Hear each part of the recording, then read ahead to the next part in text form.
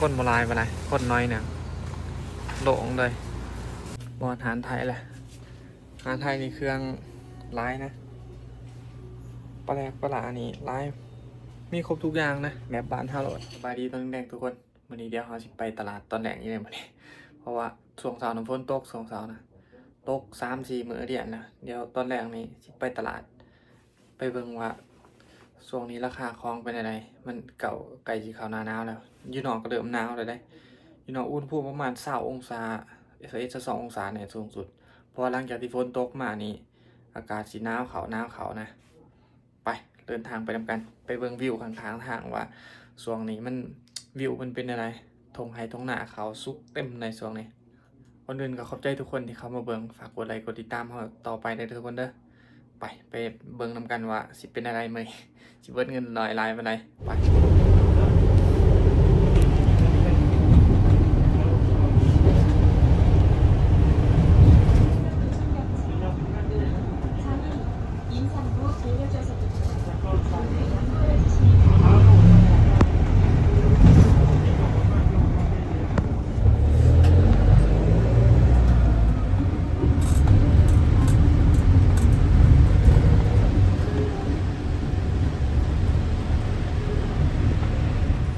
พาโมซื้อซีนโมกำลังซื้อซีนโมอยู่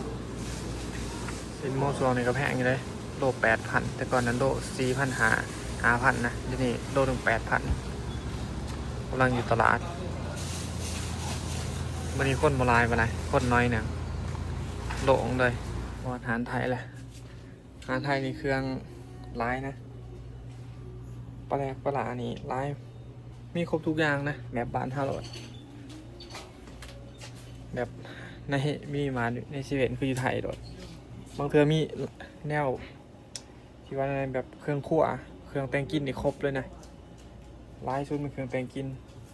พอคนที่เขาอาหารไทยไม่ต้องแต่งกินแหละโบไม่หรอกสื่อแบบสื่อซอฟต์บ็อกซ์สปริงแนวอื่นนะคืออยู่ไทยเพราะว่าซื้อยูเกาหลีมันถือกว่าแต่ซื้ออาหารไทยซื้อของกินนี่โอเคอาหารไทยแล้วนี่เดือดคล้องก่อนมองไม่เอากระเทียมอยู่เลยนะนี่เครือนี่ย่ำนานๆซ้ำนี้เป็นหมื่นว่านย่ำนั้นนะว่านี่ก็ถือว่าถืออยู่ผักกะเหราจะพันเลยผักกะเหราประมาณ5,000ดีวะจัดผักกะเหรากันส่วนปลาแรกตัวนี้พวมเลยน้อยหนึ่งที่ซื้อยังไงลืมเลยไหลผักกะเหราก็มีนี่ประมาณ5-6,000นี่แหละถ้าเบิ่งบัตรคิดเงินในชิตรายพริกไทยน้ำปลาแรกน้องใหม่ยังเบิ่งอยู่จะกูไปซื้อยังไงนี่ซื้อยังไงเลยลืมเลยนะบัตรซื้อแท้ๆกันไปเมื่อวันนี้ทุกคนไปหอนหองเราจังเบิ่งว่าเฮาไรยังแน่นะเพราะตอนนี้ฝนก็กำลังตกอยู่ฝนเห็ดคักเห็ดเดี๋ยวผมซื้อจ่องเลยเนาะเจ้าเนาะโอ้แข็งฝนนะคำพูดถือนี่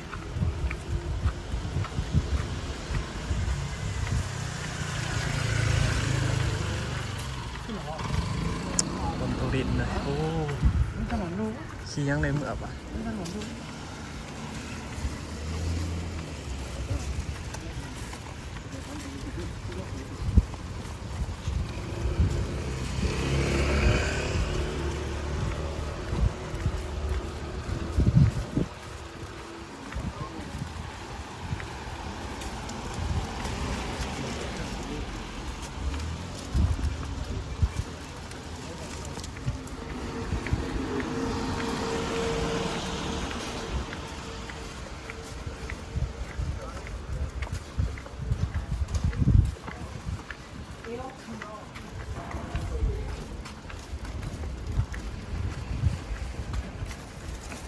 แท็กซี่โบมาสัมแท็กซี่โบมีแท็กซี่โบมารถมาส่งกันท้องเลยฝนตกหลายขี่แท็กซี่ไว้กลัวประกันขี่แท็กซี่กับ4 คนก็หารกันถืออยู่ประมาณคนละ3-4 พันนี่แหละแ การพอแพงปานใดถ้าเขาขี่รถเมล์ก็ประมาณพุทธพันหานะตกเบิดมื้อคนมันสายพวกมึงทุกคนนะฝนตกฝนตกลิ้นนะ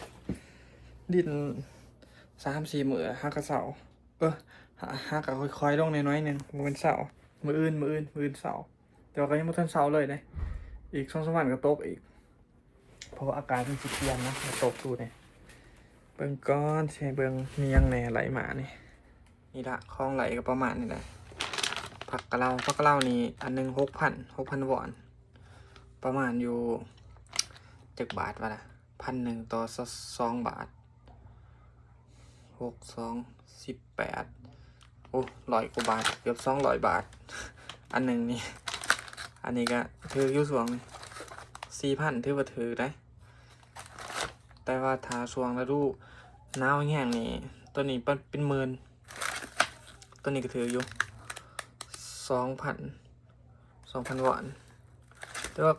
อันนี้ของกะดีนี่อยากหยาบนะทั้งในมันอยากหยาบกินบ่ได้กินได้แต่เปลือกมันทั้งในทิ่มกินเบิดครบเบิดเลยบ่ได้ตัวนี้ก็10,000ประมาณ200ตัวนี้ประมาณถ้าเป็นเงินกีบอะ100,000 กว่าตัวนี้ก็3,000 ปลายกับปลาตัวหนึ่งเพราะว่าสินไม่ค่อยได้ซื้อนะสินในตู้ยังหลายซื้อมาแต่ก่อนผักตัวนี้ก็4,000 5,000นี่แหละตัวนี้ก็2,000เบิร์ดของน้อยนึงเบิร์ดอยู่เท่าไรล่ะตัวนี้หารไทยเบิร์ดอยู่3,000 กว่า3,500 35,000 3,500หารก็ดีตัวนี้หารก็ดีเบิร์ดอยู่15,000รวมเบิร์ดแล้วถืออยู่50 กว่าพันก็ประมาณนี้ทุกคนสำหรับว่าไปตลาดนะตอนไปกะขี่รถเมล์ไปแต่ว่าตอนมานี่มันฝนตกลิ้นคราวนี้ทางรถเมล์ก็ส่งสีดนนะอีกอย่างก็มาสมมติขี่มาแต่ปุ่นก็มาถ่ายอยู่ในโค้งท่านอีกกับประมาณ3-40 นาทีอีกแล้วไป4 คนขี่รถแท็กซี่มาสบายเบิดพูละ4-5 พันนี่แหละถ้าขี่แท็กซี่นะเนี่ยในการซื้อวันนี้ก็ประมาณนี้แหละเบิดลายเติบ50,000 กว่าเฉพาะน้อยเดียวซื้อได้ถ้าว่าซื้อจนว่ากินเป็นอาทิตย์2 อาทิตย์นี่โหเป็นแสนซื้อของน้อยนึงซื้อเพราะว่าเขาซื้อศีลไว้ก่อนหน้านี้แหละก็เลยว่าซื้อบริไลน์ไปไหนไปกินในตู้เมื่อก่อนจะค่อยซื้อไหมอ่ะก็ประมาณนี้ทุกคนสำหรับการไปกันมากอ่ะขอบใจทุกคนที่เขามาเบิงแต่จนจบฝากกดไลค์กดติดตามเลยทุกคนเด้อ